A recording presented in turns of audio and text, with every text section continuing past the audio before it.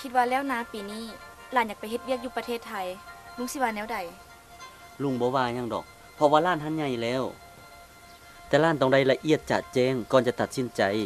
ก่อนจะออกนอกประเทศล้านต้องมีเอกสารครบถ้วนและกวดสอบเบิงบริษัทจัดหางานและนายจ้าง ผู้ที่ซอกเวียกให้หลานโดยลุงเพิ่นว่าเชื่อใจได้นอกนั้นล้านต้องได้ฮู้อีกว่าเวียกที่ล้านจะไปเฮ็ดนั้นมันเวียกหยังและเงื่อนไขในการเฮ็ดเวียกได้มีหยังแด่ล้านต้องได้เฮ็ดสัญญาเป็นลายลักษณ์อักษร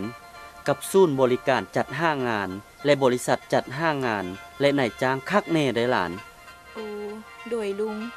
หยังอีกล้านต้องได้ฮู้อีกว่าเงินเดือนหรือเงินค่าจ้างแต่ละเดือนที่ล้านจะได้รับนั้นมันแม่นเท่าใด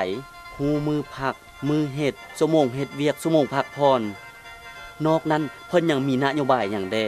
OT เจ็บเป็นและอื่นๆได้หลานถ้าล้านอยากฮู้หยังเพิ่มเติมให้ล้านตรวจสอบข้อมูลนำกรมพัฒนาฝีมือแรงงานและจัดหางานกระทรวงแรงงานสวัสดิการสังคม